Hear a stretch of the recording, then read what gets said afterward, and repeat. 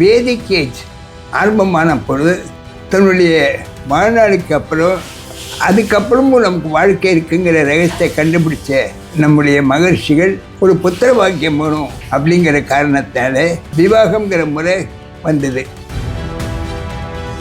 Temple is the first source of worship for human. அதுக்கப்புறம் சர்ச்சுகள் வந்தது, மசூதிகள் வந்தது. ஆனால் எப்படி ஒரு சக்தி ஒரு இடத்துல சேமித்து வைக்க முடியும் அப்படிங்கிற ரகசியத்தை கண்டுபிடிச்சு நமக்கு அறிவுறுத்தியதே நம்முடைய மகிழ்ச்சிகள். மரணம் நம்முடைய வாழ்க்கையின் முடிவு அல்ல, அதுக்கப்புறமும் ஒரு வாழ்க்கை இருக்கு. ஒரு சரீரத்திலேருந்து இன்னொரு சரீரம் ஒரு வீட்டிலேருந்து இன்னொரு வீட்டுக்கு மாறி போகிறோம் இல்லையா, அப்படிங்கிற ஒரு ரகசியத்தை கண்டுபிடிச்சது நம்முடைய மகிழ்ச்சிகள். உலகத்துக்கே அறிவுறுத்திய ஒரு பெருமை இந்த பாரதத்துக்கு தான். அதில் தான் இந்த வாழ்க்கையுடைய ரகசியம், வாழ்க்கையுடைய குறிக்கோள் இதெல்லாமே இந்த வாட் யூ கால் தர்மம். தர்மம்னா என்ன, ஒன்றும் பெரிய பெரிய டிஃபிகல்ட் வேர்டு இல்லை. அது தர்மங்கிறது டிசிப்ளின்டு லைஃப். ப்ரீ வேதிக் ஏஜில் ஒரு இந்த கட்டுப்பாடெல்லாம் கிடையாது. அவனுக்கு அவனே காவல் அப்படின்னு ஒரு காலம் இது. அதனால் ஒழுக்கம் ஒரு கல்யாணம் பண்ணிட்டான்னா செக்ஸுக்காக கிடையாது, அது குழந்தைகள் வம்சம் வித்தியாசத்துக்காக குழந்தைகள் பிறக்கணும் அப்படின்னு தான் இருந்தது. பிற்காலத்தை அது தட்ஸ் கால்டு வேதிக் ஏஜ். இப்போ எப்படி வேணால் வாழலாம் அப்படிங்கிற நிலைக்கு இந்த மனிதன் வந்திருக்கான். அதுதான் நம்ம கலியுகம்னு சொல்கிறோம். எப்படி வேணால் வாழலாம் அப்படிங்கிற கருத்தை லிபர்ட்டி ஆஃப் லைஃப் அப்படி அந்த பிரச்சனைகளை இவன் தான் அனுபவிக்கிறான். உலகத்தை இன்னைக்கு சயின்டிஸ்ட் என்ன சொல்கிறாங்களோ அதை தான் அன்றைக்கி நம்ம மகிழ்ச்சிகள் தபஸ் மேலே கண்டுபிடிச்சி atom also is a divisible part அப்படின்னு கண்டுபிடிச்ச நம்முடைய மகிழ்ச்சிகள் தான். அந்த பெருமை நம்முடைய பாரத தேசத்துக்கு தான் போகும்.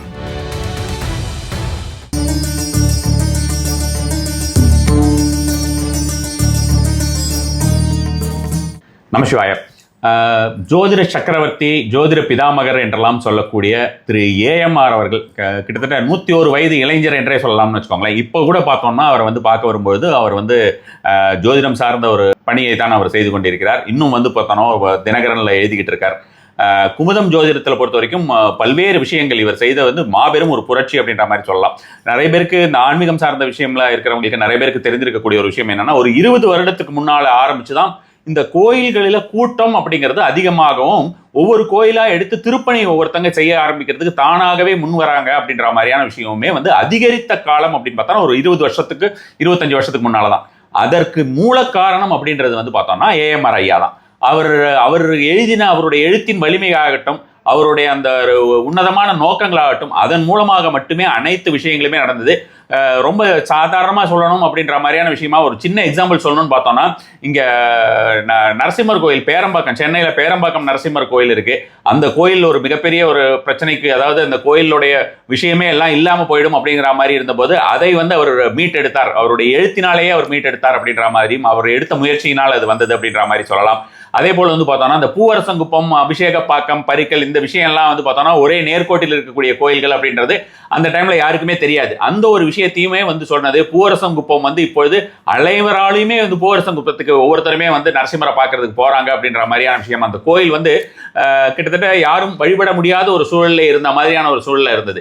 அந்த கோயிலை புனருத்தாரணம் பண்ணது. அந்த ஒரு கோயில் மட்டும் இல்ல, ஆயிரக்கணக்கான கோயில்கள்ல அவர் மூலமாக புனருத்தாரணம் அப்படின்ற மாதிரி கும்பாபிஷேகம் விஷயம் நடந்தது.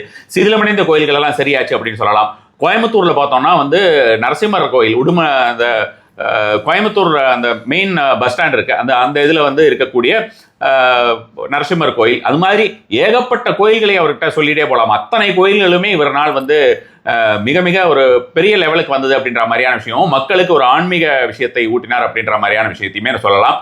அது மாதிரியே பார்த்தோம்னா அந்த குமுதம் ஜோதிடம் அது கொண்டிருந்த காலத்திலே அவர் கொடுத்திருந்த அந்த கேள்வி பதில்லாம் இருக்கு இல்லையா, அந்த கேள்வி பதில்களுக்கு, அந்த கேள்விகளுக்கு அவர் கொள்ளக்கூடிய பதில்கள் மட்டுமே பல லட்சக்கணக்கான மக்களால் போற்றப்பட்டதுன்னு வச்சுக்கோங்களேன். அவ்வளோ பேருக்கு அது ஒரு சொல்யூஷன் கொடுத்தது. யாரோ ஒருத்தர் கேள்வி கேட்டிருப்பாங்க, அதுக்கு அவர் கொடுக்குற பதில் பார்த்தோம்னா பல லட்சம் பேருக்குமே ஒரு சொல்யூஷன் அப்படின்ற மாதிரியான விஷயமாக இருந்தது.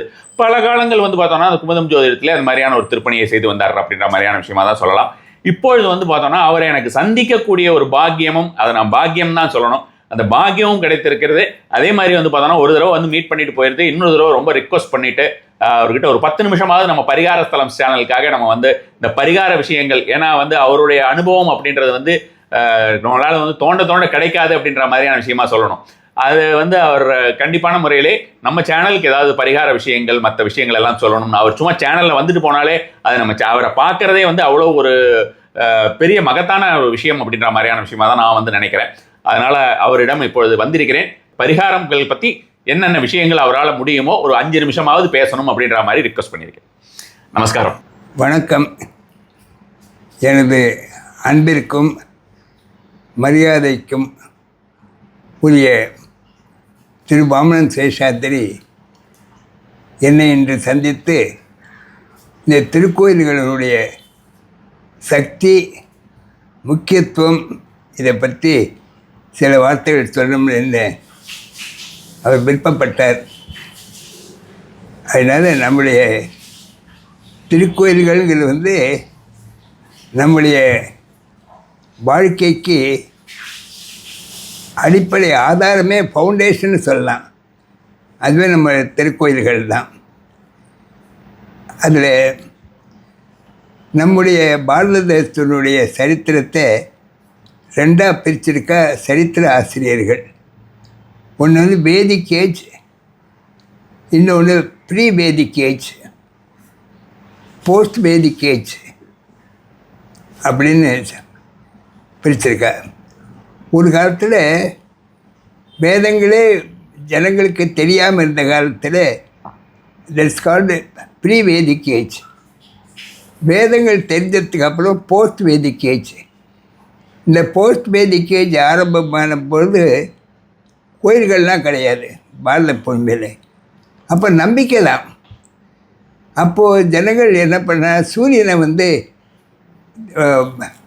ப்ரே பண்ணி அவர் தியானம் பண்ணுறது, அவர் வணங்குறது அப்படின்னா, அதில் வந்து அந்த காலத்தில் சூரியனை மட்டும்தான் அவள் வந்து ஒர்ஷிப் பண்ணியிருந்தான் இந்த பாரத புண்ணிய பூமியில். சப்சிக்வெண்ட்லி வந்து வேதிக் ஏஜ் ஆரம்பமான பொழுது தன்னுடைய வாழ்நாளுக்கு அப்புறம் அதுக்கப்புறமும் நமக்கு வாழ்க்கை இருக்குங்கிற ரகசியத்தை கண்டுபிடிச்ச நம்முடைய மகர்ஷிகள் ஒரு புத்திர வாக்கியம் வேணும் அப்படிங்கிற காரணத்தால் விவாகங்கிற முறை வந்தது. அது ரொம்ப நம்முடைய ஹிந்து மதம் மட்டும் இல்லை, மனிதனுடைய வாழ்க்கையை எப்படி ஆரம்பிச்சுங்கிறது இட்ஸ் அன் இன்ட்ரெஸ்டிங் சப்ஜெக்ட். அப்போ வந்து ஒரு பிள்ளை குழந்தை வேணும். There is a life even after our human existence. மனித வாழ்க்கைக்கு பிறகு நம்முடைய வாழ்க்கை இருக்குங்கிற ஒரு ரகசியத்தை நம்முடைய முன்னோர்கள் கண்டுபிடிச்சு, அதுக்கப்புறம் அதாவது மரணம் வந்து நம்முடைய வாழ்க்கையின் முடிவு அல்ல, அதுக்கப்புறமும் ஒரு வாழ்க்கை இருக்குது. அதாவது ஒரு சரீரத்தில் விட்ட பிறகு இன்னொரு சரீரத்துக்கு வரத்துக்குள்ள நடுவில் இன்டர்வியூ பிரிந்து ஒரு வாழ்க்கை இருக்குது. அப்படிங்கிற ரகசியத்தை தங்களுடைய அபாரமான தபஸ்னால, தவத்தின் பலத்தினால நம்முடைய முன்னோர்கள் கண்டுபிடிச்சு, அப்போ நம்ம என்ன பண்ணோம் அப்படிங்கிறத நம்முடைய ரிஷிகள் தான் கண்டுபிடிச்சிடல. அப்போல்லாம் வேறு யாருமே அந்த விஷயத்தில் வந்து மனசை செலுத்தலை. மேலை நாடுகள்லாம் அதை பற்றி சிந்திக்கவே இல்லை. There is a life after death. மரணங்கிறது ஜீவனுக்கு கிடையாது. இட்ஸ் ஒன்லி ஒரு சரீரத்திலேருந்து இன்னொரு சரீரம் வந்து ஒரு வீட்டிலேருந்து இன்னொரு வீட்டுக்கு மாறி போகிறோம் இல்லையா, அப்படிங்கிற ஒரு ரகசியத்தை வந்து கண்டுபிடிச்சது நம்முடைய மகிழ்ச்சிகள் தான். அது எப்படி கண்டுபிடிச்சா அப்படின்னு கேட்டேன்னா, காட்டில் போய் தபஸ் இருந்து கடுமையான ஞானத்தை பெற்று அதன் மூலமாக இந்த ரகசியத்தை கண்டுபிடிச்சா. That is there is no death for a soul அப்படிங்கிற ரகசியத்தை நம்முடைய ரிஷிகள் தான் கண்டுபிடிச்சா. அது எப்படி கண்டுபிடிச்சான்னு கேட்டால் கடுமையான தபஸ் மூலியமாக கண்டுபிடிச்சார். அதனால் இந்த வாழ்க்கைங்கிறது மாறி மாறி வரக்கூடிய ஒரு இது. சரீரம்தான் மாறுறதை ஒழிய ஆத்மா வந்து என்றைக்கு பர்மனெண்ட்டாக இருக்குது அப்படிங்கிறத பகவானே வந்து தன்னுடைய பகவத்கீதையில் டீட்டெயிலாக வந்து சொல்லியிருக்கார். அதனால் இந்த நம்முடைய நம்ம வந்து என்னெல்லாம் வாழ்க்கையில் செய்யணும், எதெல்லாம் கடைப்பிடிக்கணும், நம்மளுக்கு என்ன கடமைகள் இருக்குது அப்படிங்கிற ரகசியங்கள் எல்லாம் மகரிஷிகள் தன்னுடைய தவ வலிமையினால் கண்டுபிடிச்சி நமக்கு சொல்லியிருக்கார். அதனால்தான் நம்முடைய பித்ருக்கள் பூஜை பண்ணுறது, புண்ணிய நதிகளில் நீராடுறது, ஒழுக்கத்தோடு கட்டுப்பாடோடு நடக்கிறது, ஒருத்தனுக்கு வந்து ஒருத்தி தான் மனைவியாக இருக்க முடியும், குழந்தைகள்லாம் எப்படி நடக்கணும், அதே மாதிரி பெண்கள் வந்து பதிவிரதைகளாக இருக்கணும், இப்படிப்பட்ட ஒழுங்குமுறையெல்லாம் உலகத்துக்கே அறிவுறுத்திய ஒரு பெருமை இந்த பாரத தேசத்துக்கு தான் சேரும். அதில் தான் இந்த வாழ்க்கையுடைய ரகசியம், வாழ்க்கையுடைய குறிக்கோள் இதெல்லாமே இந்த வாட்டுக்கால் தர்மம். தர்மம்னா என்ன, ஒன்றும் பெரிய டிஃபிகல்ட் வேர்டு இல்லை. இது தர்மங்கிறது டிசிப்ளின்டு லைஃப். ஒரு வீடு இருக்குதுன்னு வச்சுங்க, நாற்காலி இங்கே இருக்கணும், மேஜை இங்கே இருக்கணும், பெட்ரூம் இங்கே இருக்கணும், சமையல் உள்ள எங்கே இருக்கணும், அப்படி ஒரு நியமித்தம் இருக்குது இல்லையா? எப்படி வேணால் இருக்கலாம், எது வேணால் இருக்கலாம் அப்படிங்கிறது இருக்காது இல்லையா? அதே போல் வாழ்க்கையிலையும் நினச்சபடியெல்லாம் வாழக்கூடாது.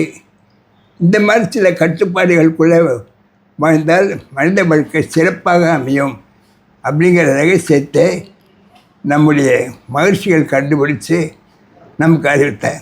அதைத்தான் தர்மங்கிற வார்த்தை. தர்மம்னா என்னன்னு கேட்டீங்கன்னா எல்லாம் ஃபார் ரெகுலேட்டட் லைஃப் அப்படிங்கிறத தர்மம். தர்மம்னா என்னமோ இந்துக்களுக்கு மட்டும்தான் ஒரு இது அதுக்கு குறிக்கிற ஒரு சொல் அப்படிங்கிறது கிடையாது. தர்மங்கிறது டிசிப்ளின் லைஃப் அப்படின்னு அர்த்தம். இது எல்லாருக்கும் பொருள். நீ அந்த டிசிப்ளின் லைஃப் பண்ணேன்னா உன்னோட ஆரோக்கியத்தை காப்பாற்றி கொள்ளலாம், உன்னுடைய வாழ்க்கையுடைய மகிழ்ச்சியை காப்பாற்றி கொள்ளலாம், உன்னுடைய ஆரோக்கியத்தை காப்பாற்றி கொள்ளலாம், பிரச்சனை இல்லாத வாழ்க்கை வாழலாம். அப்படிங்கிறதுக்காக தான் இந்த தர்மங்கிறது it's a law of life அப்படிங்கிறது வந்து கொண்டு வந்தார். அது அப்போல்லாம் கோயில்கள் கிடையாது. அந்த கிருதயுகத்தில் நம்பிக்கை தான். சூரியனை பிடிச்சி நமஸ்காரம் பண்ணுறது, இயற்கை நமஸ்காரம் பண்ணுறது, இயற்கையில் வந்து இறைவனை காண்பது, இதெல்லாம் அப்போ இருந்தது.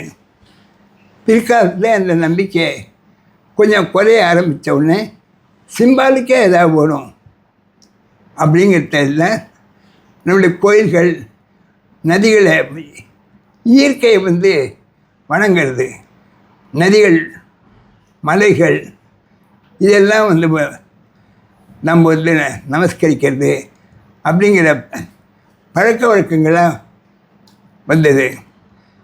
அப்படி வந்தப்போனா நதிகள்லாம் புண்ணிய நதிகளாக நினச்சோம், மலைகளெல்லாம் புனித மலைகளாக நினச்சோம், புனித யாத்திரை போகிறது, புண்ணிய நதிகளில் தீர்த்து அமர்வு, இப்படிப்பட்ட பழக்க வழக்கங்கள்லாம் பிற்காலத்தில் நமக்கு வந்து வந்தது. இதைத்தான் pre Vedic age, post Vedic age அப்படின்னு ஜெர்மானிய அறிஞர்கள்லாம் எழுதியிருக்கா. ப்ரீ வேதிக் ஏஜில் வந்து ஒரு இந்த கட்டுப்பாடெல்லாம் கிடையாது. அவனுக்கு அவனே காவல் அப்படின்னு ஒரு காலம் இது. அதனால் ஒழுக்கம் ஒரு கல்யாணம் பண்ணிட்டான்னா செக்ஸுக்காக கிடையாது, அது குழந்தைகள் வம்சம் வித்தியாசத்துக்காக குழந்தைகள் பிறக்கணும் அப்படின்னு தான் இருந்தது. பிற்காலத்தை அது வந்து தட்ஸ் கால்டு பேசிக் ஏஜ் அப்படிங்கிறது சொல்லியிருக்காங்க. அப்புறம் போஸ்ட் பேசிக் ஏஜ் வந்தது. அதுலேயும் இப்போ வந்து கொஞ்சம் கொஞ்சமாக நாகரிகங்கிற பேரில் வந்து டிட்டீரியேஷன் வந்துடுச்சு. முன்னே இருந்த கட்டுப்பாடு குறைஞ்சி போச்சு. இப்போ எப்படி வேணால் வாழலாம் அப்படின்னு நினைக்கி இந்த மனிதன் வந்திருக்கான். அதுதான் நம்ம வந்து கலியுகம்னு சொல்கிறோம். அதனால் என்னன்னு கேட்டேன்னா, எப்படி வேணால் வாழலாம் அப்படிங்கிற கருத்தை லிபர்ட்டி ஆஃப் லைஃப் அப்படி வந்துன்னா அந்த பிரச்சனைகளை இவன் தான் அனுபவிக்கிறான். நம்ம கட்டுப்பாடோடு வாழ்ந்தோம்னா சந்தோஷமாக இருக்கும். கட்டுப்பாடு இல்லாமல் வாழ்ந்தோம்னா நாம் தான் கஷ்டப்படுறோம். இந்த உண்மையை உலகத்துக்கே எடுத்து கூறின ஒரே தேசம் நம்முடைய பாரதத்தை தான். அதனால தான் ஜெர்மானிய அதிகாரிகள்லாம் பாரத தேசத்தை வந்து கிரேடல் ஆஃப் ஹியூமன் சிவிலைசேஷன், உலக நாகரிகத்தின் தொட்டில் இந்த இந்தியா தான் அப்படின்னு மேக்ஸ் முல்லர் போன்ற பெரிய பெரிய ஜெர்மானிய அதிகாரிகள்லாம் சொல்லியிருக்காங்க. இந்த தருணத்தை ஒரு முக்கியமான ஒரு உதாரணத்தை நம்ம நினைவுபடுத்திக்கிறது நல்லது. ஆட்டம் பாம் கண்டுபிடிச்ச பாருங்கோ, அந்த ஜெர்மன் அறிஞர் அவர் வந்து தியரியெல்லாம் பண்ண, ப்ராக்டிக்கல் இன்னும் பார்க்கல. தியரியை பார்த்து அவருக்கு அதுக்கு முன்னாடி டெஃபினிஷன் பண்ண ஆட்டம், அணுவுக்கு என்ன டெஃபினிஷன் அப்படின்னு கேட்டோன்னா, atom is an indivisible particle of an element. அதாவது அணுவுக்கு சொல்லுறியா, அணுவுக்கு சின்னதாக ஒன்றுமே கிடையாது அப்படிங்கிறது உலகத்தை நம்பிட்டு இருந்தவனும் சயின்ஸ் எல்லாருக்கும் சொல்லி கொடுத்த. அப்போல்லாம் ஹார்ஸ் கெமிஸ்ட்ரின்னு ஒரு புக்கு, அதுதான் காலேஜில் எல்லோரும் படிக்கிறோம். டிகிரி கோர்ஸ் படிக்கிறோம். அதில் ஃபஸ்ட்டு சென்டென்ஸ் என்னென்னா, atom is an indivisible particle of an element. அணுவுக்கு பகவானை சொல்கிறவனா அணுவுக்குள்ள அணுவாக இருக்கான்னு சொல்லலையா, ஏன்னா அணுவை விட சின்ன கிடையாது அப்படின்னு நினச்சிருந்தோம். அதை ஜெர்மானிய சயின்டிஸ்ட் என்ன பண்ணால், அணுவையும் நம்ம பழக்கலாம், அதேன்னு வந்தது தான் ஆட்டம் பாம். அந்த அணுவை நம்ம வந்து இன்னும் சின்னதாக்கணும் முயற்சி பண்ணிட்டு சக்தி வெளிப்படுறது. இதைத்தான் நம்ம வந்து பராசக்தியாக நம்ம வந்து வழிபடுறோம். அதாவது உலகத்தை இன்றைக்கி சயின்டிஸ்ட் என்ன சொல்கிறாங்களோ அதை தான் அன்றைக்கி நம்ம மகிழ்ச்சிகள் தபஸ் மேலே கண்டுபிடிச்சி atom also is a divisible part அப்படின்னு கண்டுபிடிச்ச நம்மளுடைய மகிழ்ச்சிகள் தான். அந்த பெருமை நம்முடைய பாரத தேசத்துக்கு தான் போகும். அணுவுக்குள் அணுவாக இருக்கிறான் அப்படின்னு பகவான் வேதம் சொல்கிறது இல்லையா. அதுக்கு என்ன அர்த்தம் அப்படி கேட்டேன்னா, ஆட்டம் ஆல்சோ கேன் பி ஸ்பிரிட் அப்படிங்கிறது. இன்றைக்கி ஜெர்மானிய சயின்டிஸ்ட் என்ன கண்டுபிடிச்சிருக்கானோ அது அன்றைக்கே நம்ம வேதகால மகிழ்ச்சிகள் சொல்லியிருக்காரு. அதனால் அந்த தாட்லேருந்து தான் உங்களுக்கு டெம்பிள் வந்தது, கோயில்கள் வந்தது. அதுக்கு முன்னாடி கிருதயுகத்தில் கோயிலே கிடையாது. அதுக்கப்புறம் தீர்த்தம் வந்தது. தீர்த்தம் வந்ததுக்கப்புறம் கோயில் வந்தது. கோயில் வந்ததுக்கப்புறம் சில வழிமுறைகளினால அந்த கோயிலுக்கு வந்து ஒரு சாநித்தியத்தை நம்ம ஏற்படுத்த முடியும் அப்படிங்கிறத கண்டுபிடிச்சது நம்ம வேதகால மகிழ்ச்சிகள் தான். அதனால தான் நீங்கள் உலகத்தில் வேறு எங்கேயும் இல்லாத அளவுக்கு நம்முடைய பாரத தேசத்தில் கோயில்கள் இருக்குது. அதனால் அந்த கோயிலுக்கு நம்ம போகிறோம் இல்லையா, அந்த ராஜகோபுரத்தை முதல் படி இருக்கு இல்லையா, அந்த முதல் படியிலேருந்து எந்திர பிரதிஷ்டை, அந்த படியினுடைய அந்த கோபுரத்தை ராஜகோபுரம்னு சொல்கிறோம் இல்லையா. அதனால் அந்த சின்ன கோயிலாக இருந்தாலும் பெரிய கோயிலாக இருந்தாலும் சின்ன அளவிலோ அல்ல பெரிய அளவிலோ ஒரு என்ட்ரன்ஸ் இருக்கும். தட் கால்டு ராஜகோபுரம். அந்த ராஜகோபுரத்துக்கு 2 வடக்கைக்கு வந்து இடக்கு பக்குவம் எந்திர பிரதிஷ்டை. அதனால தான் தவறான பழக்க வழக்கங்கள் இருக்கணும் கூட கோயிலுக்குள்ளே நுழைஞ்சிட்டான்னா அவன் மனசு வந்து தூய்மையாகுது, நல்ல எண்ணங்கள் வருது.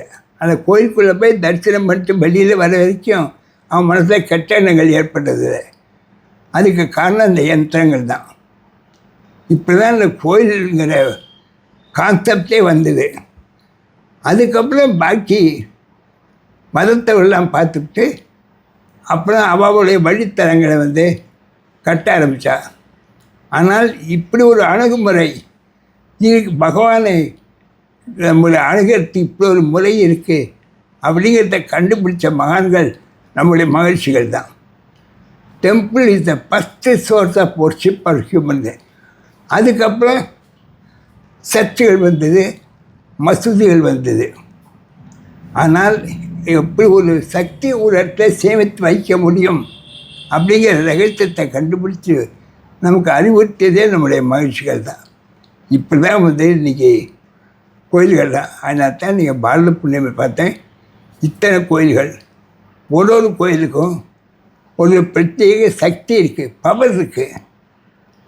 இன்னும் ஹெல்த் ப்ராப்ளமாக இந்த கோயில், மென்டல் ப்ராப்ளம்னா இந்த கோயில், சைக்கலாஜிக்கல் ப்ராப்ளமாக இந்த கோயில் அப்படின்னு பல கோயில்களுக்கு அந்தந்த கோயில்களுக்கு தனி சக்தி இருக்கிறதுக்கு அதில் இருக்கிற பிரதிஷ்டை பண்ணப்பட்ட இந்த சக்தி தான் காரணம்.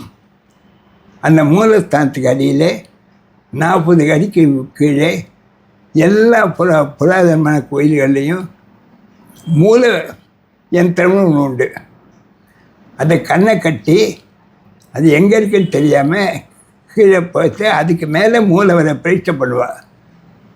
அதனால தான் நம்முடைய பிராச்சீனமான கோயில்கள்லாம் ஒரு கோயிலுக்கும் ஒரு சக்தி இருக்கிற காரணம் என்ன கேட்டால் கீழே பிரதிஷ்டை பண்ணக்கூடிய அந்த யந்திரம் தான் காரணம்.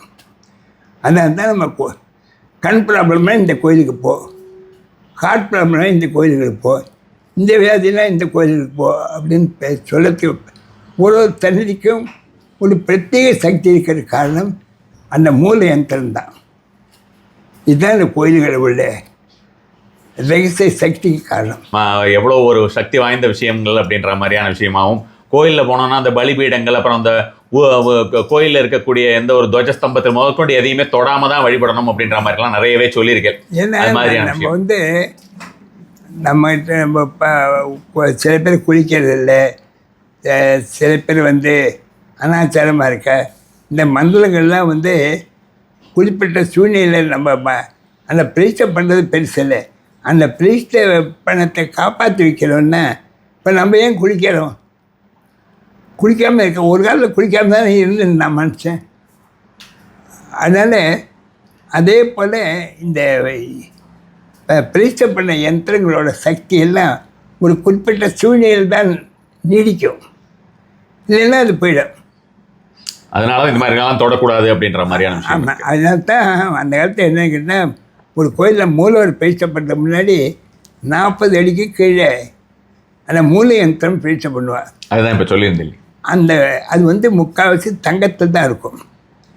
அதனால என்ன கண்ணை கட்டிடுவாள், அவனை வச்சு பண்ணிட்டு வெளியில் போய் அவன் கண்ணை அவுத்து விட்டுருவாள். அதுக்கு மேலே தான் அந்த சிவலிங்கத்தையோ அல்ல விக்கிரத்தையோ வைப்பாள். அதனால்தான் அந்த மூல யந்திரனால்தான் அந்த மேலே இருக்கிற சுவாமிக்கு அதுக்கு அபிஷேகம் பண்ண முடியாது. இங்கே பண்ணுறதால அதுக்கு அந்த அபிஷேகம் நடக்கிறது. சரி சரி, எல்லாம் உங்களுடைய ஆசீர்வாதம் பார்க்குறவா எல்லாருக்கும் கண்டிப்பான முறையில் இருக்கணும். முதல்ல சொன்ன மாதிரி தான், அவங்க பார்க்கறது அப்படின்றது அது வீடியோவில் பார்த்தாலும் சரி, நேரில் பார்த்தாலும் சரி, அதுக்கு உண்டான கோயில்கிறது ஒரு பெரிய சக்தி. அது வந்து மூலஸ்தானத்தில் தான் ப்ரிசர்வ் பண்ணியிருக்கோம். இல்லை, உங்களோட ஆசீர்வாதம் எல்லாருக்கும் எடுக்கணும்னு சொல்கிறேன் நான். அது எப்போதும் நான் என்ன சாதாரணமானவன். சாதாரணமானவன்னு சொல்லிக்கிறேன். நீங்கள் சாதாரணமானவர்லாம் இல்லை, நீங்கள் ரொம்ப அசாதாரணமானவர் தான். நீங்கள் ரொம்ப சந்தோஷம்.